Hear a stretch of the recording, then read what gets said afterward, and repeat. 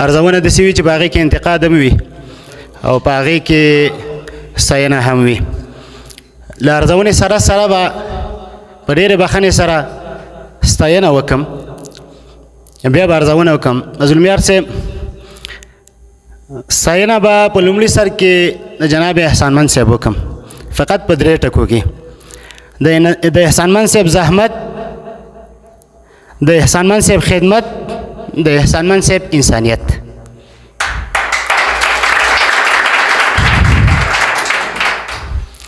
لومړی احسانمند صاحب زحمت مثال در کوم. پرون ګرده ورځ، که ګرده ورځ نه وه نیمه ورځ مخامخ ناست، ما او احسانمند صاحب د دغه لاسپیکر پسې ګرځېدلي وو. دا مې خوښ دی، دا مې خوښ نه دی، دا ښه راځي، دا ښه نه راځي. دومره زحمت چې دې تېر کړی دی یو الله ته معلومه ده. ورسره په ضمن کې د احسانمند صاحب خدمت، لسګونه کتابونه، سلګونه مقالې د هغه په خپل ځای، خو د 314 غونډې را رسېدل دا لوی خدمت دی. په ویاړ یې چکچک وکړئ. په انسانیت کې به فقط یو مثال درکم، کتابونه پې لیکل کېږي او هغه دا دی چې مبنګ او تاسې نن د روح افزا شربت وڅښلو، دا یم غټ انسانیت دی. راځو د ارزونې په رابطه باندې د ترنم ټالو. ښه ترنمونه وشو، ډېر ښایسته وشو، ښه شعرونه وویل شو، ډېر ښایسته وویل شو، خوندور وویل شو. لومړی زه که څه هم غونډه شروع شوې وه چې رالمه، د سر نه به مې بعضې نقاط ځان سره نه وي نیولې، خو سره د دې هم زړګی صاحب ترنم وکړو، ډېر خوندور ترنم و چې زه رالم، ډېر زبردسته ترنم و. داسې فکر وکړه چې زمونږ د پردیس صاحب او د دلدار صاحب او سره د ټولو ترنم خانانو تنده یې راماته کړه. په ویاړ یې چک وکړي. زمان صاحب شعر ویلی، زه به فقط د زمان صاحب په رابطه دومره ویو چې زمان صاحب د هیواد ادبي بهیر پیر محمد کاروان دی. یو شعر چې څوک په شعر پوهېږي، د زمان صاحب شعر زړه ته کوزېږي، په زړه کې لاره پیدا کوي، هلته ځای نیسي. په ویاړ یې چک وکړي.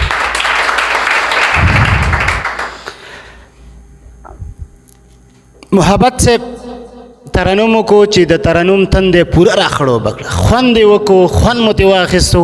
په ویاړ یې چک وکړئ. دا چې نومونه مې ځان سره یاداشت کړي دي، په قوارو یې نه پېژنم. یوازینۍ خبره به دا وي چې یو خو به زه ډېر کم راځم، او بل دا دی چې دا نوي دي چې نوی سړی دومره ښایسته په مینه راځي او دومره ښایسته ترنم کوي، دا د ویاړ ځای دی. همدغه شان اولګل صاحب په پیل کې او په پای کې 2 ځل ترنم وکړو، ما ته ډېر خوند راکړو، ډېر ښایسته ترنم یې وکړو. کور یې ودان مننه ترې کوو. بهتاب صاحب هم چونان ښایسته ترنم وکړو، خوند یې وکړو او حنجره او مرۍ دې لا غښتلې وي. همدغه شان حسن خیل صاحب ډېر ښایسته ترنم کوي، همیشه یې زه فالو کوم، خوند کوي، ډېر خوندور ترنم یې وکړو. په ویاړ یې چک وکړئ. دا چې وخت کم دی، ما مخکې ویلې د ارزونې په ځای ستاینه به ښه وي. نن د ستاینې ورځ ده، ډېر خوندوره وه. سمکانی صاحب خو جلا انداز لري، ما ته هم ډېر خوند راکوي، خوند یې وکړو او ښایسته ترنم یې وکړو. کور یې ودان. همچنان یوه ستاینه به بله م وکړم او پوره به یې وکړم. الله دې احسانمند صاحب زموږ د سره نه کموي. که چیرې کومه ورځ غیر حاضر وي نو ورخطا کېږئ. ما مصور احسانمند شته، د پلار تشه پوره ډکولی شي. په ویاړ یې چک وکړئ. ویاندویانو ښایسته ویاندویي وکړه، خو دلته به بیا زه دغه خبره وکړم. اخره کې نور بیخي د مانځه وخت پوره کېږي. زه د حماسي صاحب د ترنم ډېر علاقهمند یم. دا چې د ترنم په ورځ حماسي صاحب ته د ترنم وخت نه رسېږي، دا د اصولو نه مراعات کول دي. هیلهمند یم چې په آینده کې که د یو شعر اجازه ته چاته ورکول شي، یو شعر به یې ووایي، که د 2 ورکول شي 2 ووایي، او که بیا راغوښتل کېږي د هغې به تقاضا وي، هغه دې بیا راوغوښتل شي.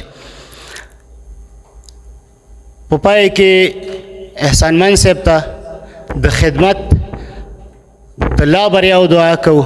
رب دې راته ژوندی لري.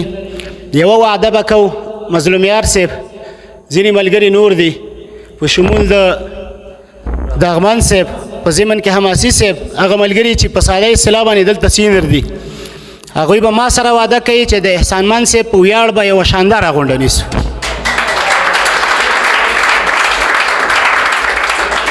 غټ غټ لیکوالان به راغواړو غټ غټ شاعران به راغواړو پر ده به پوره مقاله لیکو ټوله به دلته بیانو شعر به نه وي او ستاینه به کوو واخر دعوانا ان الحمد لله رب العالمين امين الحمد لله رب العالمين والعاقبة للمتقين والصلاة والسلام على أشرف الأنبياء والمرسلين سيدنا محمد وعلى آله وأصحابه وأخباره عدد خلقه ورضا نفسه وزنة عرشه ومداد كلماته اللهم إنك لا أحصي ثناء عليك كما أثنيت على نفسك اللهم إنك عفو كريم تحب العفو فاعف عنا ربنا فاغفر لنا ذنوبنا وكفر عنا سيئاتنا وتوفنا مع الأبرار ربنا اغفر لي ولوالدي وللمؤمنين يوم يقوم الحساب صلى الله تعالى على خير خلقه محمد وعلى آله وأصحابه أجمعين برحمتك يا أرحم الراحمين